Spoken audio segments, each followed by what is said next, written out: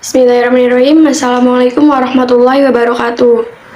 Sebelum mulai pembelajaran hari ini, alangkah baiknya kita berdoa terlebih dahulu. Mari kita berdoa bersama-sama. Bismillahirrahmanirrahim.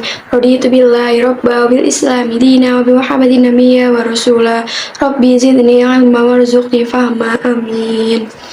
Oke, gimana kabarnya hari ini anak-anak? Semoga kita semua selalu dalam lindungan Allah Subhanahu wa Ta'ala. Semoga yang sakit Allah beri kesembuhan, dan yang mempunyai segala urusan Allah beri kemudahan. Amin amin ya Allah ya Rabbal alamin. Hari ini kita akan belajar materi tentang Wali Songo. Dari sini ada yang tahu siapa itu Wali Songo? Atau apa itu pengertian Wali Songo? Ya, jadi pengertian Wali Songo itu adalah wali. Yang dimaksud wali adalah wali Allah yang mempunyai makna orang yang mencintai dan dicintai Allah. Adapun kata Songo berasal dari bahasa Jawa yang bermakna artinya sembilan. Jadi wali Songo berarti wali sembilan yang mencintai dan dicintai Allah. Mereka dipandang sebagai pemimpin dan dari sejumlah mubalik Islam di Nusantara. Jadi di sini teman-teman ada yang tahu siapa saja wali Allah yang sembilan itu dari Jawa? Sejarah Wali Songo ini menandakan berakhirnya dominasi agama Hindu dan juga Buddha di Nusantara dan digantikan oleh agama Islam. Meski banyak tokoh lain yang berperan dalam penyebaran agama Islam di Nusantara, khususnya Pulau Jawa, namun Wali Songo sudah dianggap sebagai simbolnya karena mereka memiliki andil yang besar dalam penyebaran Islam, hingga berhasil berdirinya sejumlah kerajaan Islam di Pulau Jawa. Pada umumnya, Wali Songo ini berdakwah dan menyebarkan agama Islam di tanah Jawa dimulai pada tahun 808 Hijriah atau pada abad ke-14 Masehi. Ada 3 wilayah yang menjadi lokasi para wali untuk menyebarkan dakwahnya di Pulau Jawa, yaitu Surabaya, Gresik, Lamongan, dan Tuban. Untuk wilayah Jawa Timur, sedangkan Demak, Kudus, dan juga Muria di wilayah Jawa Tengah. Dan yang terakhir ada daerah Cirebon di Jawa Barat. Yang pertama, kita akan membahas arti dan makna dari Wali Songo. Penamaan Wali Songo ini diambil dari bahasa Jawa, sedangkan dalam bahasa Indonesia Wali Songo diartikan sebagai wali yang sembilan atau sembilan wali, yang menandakan jumlah wali tersebut. Sedangkan dalam bahasa Indonesia, Wali Songo diartikan sebagai wali yang sembilan atau sembilan wali, yang menandakan jumlah para wali tersebut berjumlah 9 orang. Namun ada pendapat lain yang mengatakan bahwa Songo atau Sangat adalah turunan dari bahasa Arab yang berarti mulia. Ada juga yang menyebutkan bahwa ini adalah sebuah majelis dakwah kreasi dari Sunan Gresik atau Maulana Malik Ibrahim di tahun 1404 Masehi. Dalam perkembangan Wali Songo ini tak hanya berdakwah saja, Wali Songo juga memberikan dampak bagi budaya baru yang ada di masyarakat Jawa, seperti kesehatan, bercocok tanam, berdagang, kebudayaan, seni, kemasyarakatan, hingga pemerintahan. Yang kedua, kita akan membahas mengenai nama asli dan juga riwayat dari para Wali Songo. Yang pertama yaitu ada Sunan Gresik, atau nama aslinya adalah Maulana Malik Ibrahim. Sunan Gresik adalah keturunan langsung dari Nabi Muhammad SAW. Beliau adalah keturunan ke-22 dari Rasulullah. Nasab Maulana Malik Ibrahim tercatat dalam ensiklopedia Nasab Ahlul Bait, yang merupakan kumpulan catatan dari Baharudin Ba'alawi Al-Husainiyah. Yang pertama yaitu ada Sunan Gresik. Sunan Gresik ini mempunyai nama lengkap yaitu Maulana Malik Ibrahim. Sunan Gresik dianggap sebagai ulama atau yang menyebarkan Islam pertama ke Pulau Jawa, sehingga dianggap sebagai wali senior di antara para wali lainnya.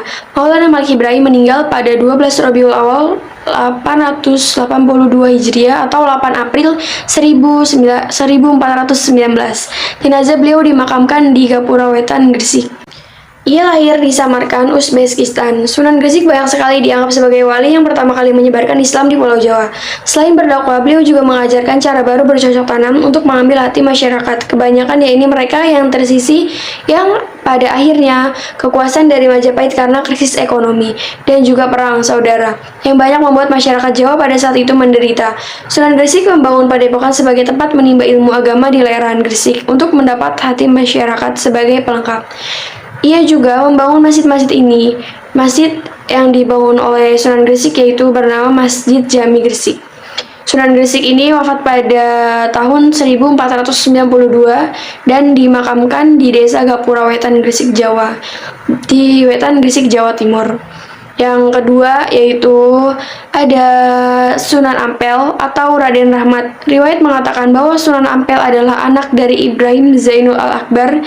Ibunya adalah seorang putri Campa yang bernama Dewi Chandrawulan binti Raja Campa, terakhir dari dinasti Ming. Meski bukan yang pertama menyebarkan Islam di tanah air, Sunan Ampel sudah dianggap sepenuhnya oleh para wali lainnya yang memiliki pesantren di Ampel Dentas, Surabaya yang menjadi pusat penyebaran agama Islam tertua di Jawa. Beliau memiliki ajaran yang terkenal yaitu Mohlimo atau tidak mau main judi, tidak mau minum keras, tidak mau maling, tidak mau mencuri, dan tidak mau madon, tidak berzina. Beliau wafat pada 1466 Masehi di Demak. Dan ia pun dimakamkan di dekat Masjid Ampel, Surabaya. Yang ketiga yaitu ada Sunan Bonang, atau nama asli Sunan Bonang adalah Maulana Makhdum Ibrahim. Sunan Bonang adalah putra dari Sunan Ampel dan Nyai Ageng Manila. Semasa hidupnya, Sunan Bonang kerap berdakwah melalui kesenian agar bisa menarik masyarakat Jawa untuk memeluk agama Islam. Kalian di sini ada yang pernah dengar lagu Wijil atau Tombuati? Ya, yang dipopulerkan oleh Opik. Itu adalah karya lagu dari Sunan Bonang. Oke, dari hasil karya Sunan Bonang. Untuk menambah unsur Islami, Sunan Bonang itu memasukkan rebah dan bonang sebagai pelengkap dari gamelan Jawa tersebut. Oleh sebab itulah ia mendapatkan julukan Sunan Bonang. Sunan Bonang diperkirakan wafat pada tahun 1525 Hijriah. Dimakamkan di daerah Tuban, Jawa Timur. Yang keempat yaitu ada Sunan Derajat, atau Sunan Derajat memiliki nama asli Raden Qasim. Selain Makhdum Ibrahim atau Sunan Bonang, Raden Qasim yang juga putra dari Sunan Ampel dikenang oleh masyarakat di seluruh tanah air sebagai Sunan Derajat. Dalam misinya untuk menyebarkan agama Islam di Indonesia, ia menggunakan kegiatan sosial sebagai ujung tombaknya.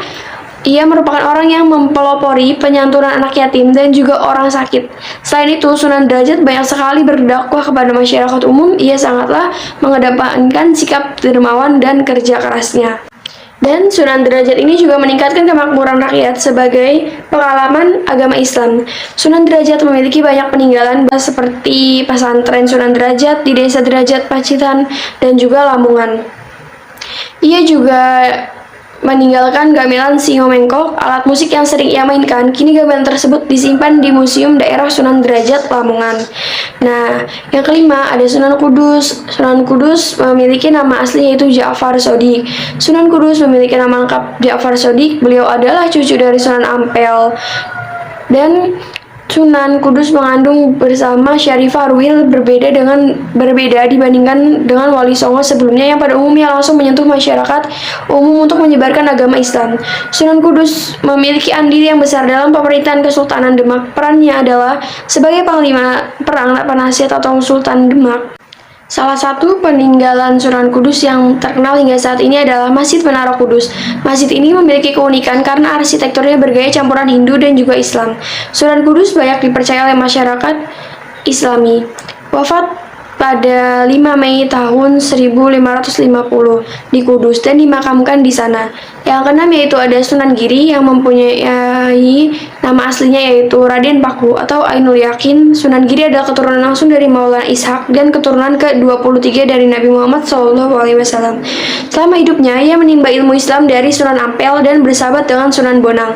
Peran besarnya dalam perkembangan Islam di Pulau Jawa adalah mendirikan pemerintahan mandiri di Giri, Kedaton, Gresik. Pemerintahan inilah yang selanjutnya memiliki peran sebagai pusat dakwah Islam untuk wilayah Jawa dan Indonesia Timur hingga ke Maluku. Sunan Giri diperkirakan wafat pada tahun 1506 dan dimakamkan di Desa Giri, Kebomas, Gresik. Yang ketujuh yaitu ada Sunan Kalijaga atau Raden Said.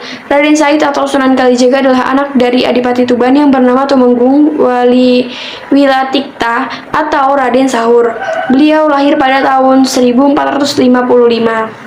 Beliau mempelajari agama Islam dari Sunan Bonang. Sebagai gurunya dari Sunan Bonang lah, ia belajar menggunakan kesenian dan kebudayaan sebagai alat untuk menyebarkan agama Islam. Karena ia adalah orang pribumi, sehingga lebih mudah dalam berdakwah dengan masyarakat, serta ia juga menggunakan kesenian tradisional sebagai metode berdakwahnya. Kesenian yang kerap ia gunakan untuk berdakwah adalah wayang kulit dan tembang suluk. Banyak masyarakat yang mempercayai bahwa tembang suluk, ilir, dan gundul-gundul pacul adalah hasil karya seni dari Sunan Kalijaga. Beliau wafat pada tahun 1585. Artinya, beliau memiliki umur yang panjang, yakni 131 tahun.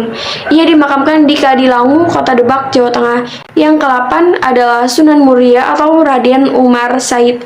Raden Umar Said atau Sunan Muria adalah anak dari Sunan Kalijaga dan juga diambil nama Muria diperkirakan oleh masyarakat sekitar kota Kudus berasal dari nama gunung, yakni Gunung Muria.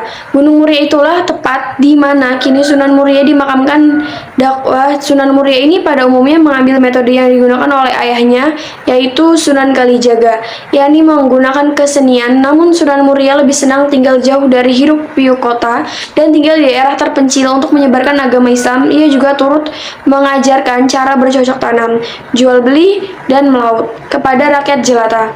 Sunan Muria diperkirakan wafat pada tahun 1550 dan dimakamkan di daerah Muria, Jawa Tengah. Yang ke-9 yaitu Wali Songo yang terakhir ada Sunan Gunung Jati atau biasa disebut namanya adalah Syarif Hidayatullah. Syarif Hidayatullah adalah anak dari Nyai Rara Santang Putri dari Raja Pajajaran yaitu Raden Manah Rasa. Nama ayah Sunan Gunung Jati adalah Sultan Syarif Abdullah Maulana Huda, tokoh Mesir keturunan Bani Hashim dari Palestina. Sunan Gunung Jati belajar agama dari berbagai negara sejak usia 14 tahun. Ia sudah belajar agama dari para ulama Mesir. Sunan Gunung Jati adalah satu-satunya wali yang menjadi kepala pemerintahan. Ia mendirikan Kesultanan Cirebon atau dikenal dengan Kesultanan Pakungwati dengan restu dari para ulama lainnya untuk menyusun berdirinya Kesultanan Bintoro Demak. Ia memanfaatkan posisinya untuk menyebarkan agama Islam dari pesisir Cirebon hingga ke pedalaman Pasundan di usia ke-89 tahun. Sunan Gunung Jati mengundurkan diri dari pemerintahan agar lebih fokus untuk berdakwah dan mempunyai kekuasaan diserahkan kepada Pangeran Pasarean. Ia meninggal di tahun 1568 pada usia ke-120 tahun dan dimakamkan di Gunung Sembung, Gunung Jati. Demikianlah biografi singkat tentang Wali Songo dan cerita sejarah dari Wali Songo beserta dengan silsilah dan juga peninggalannya. Semoga informasi ini sangat bermanfaat. Ibu minta kalian dapat menghafalkan nama-nama Wali Songo beserta di mana lahirnya dan kapan wafatnya dan apa saja peninggalan-peninggalan dari Wali Songo tersebut. Dan yang terakhir ini, Ibu sangat mengharapkan kalian dapat mengambil pelajaran ibro atau manfaat dari 9 Wali Songo ini, dari mulai mereka berdakwah, terus bagaimana cara mereka menyebarkan agama Islam, bagaimana mereka taat sama Allah ketika dihadapi dengan ujian-ujiannya tuh. Jadi Ibu harap kalian dapat mengambil pelajaran dari 9 Wali Songo ini. Oke, materi kita hari ini cukup sampai sini dulu. Kurang lebihnya mohon maaf. Sebelum menutup pembelajaran hari ini, alangkah baiknya kita membaca doa kafaratul majlis. Subhanakallahumma wa bihamdika asyhadu an la ilaha illa anta astaghfiruka wa atubu ilaik. Kurang lebihnya Ibu mohon maaf. Wassalamualaikum warahmatullahi wabarakatuh.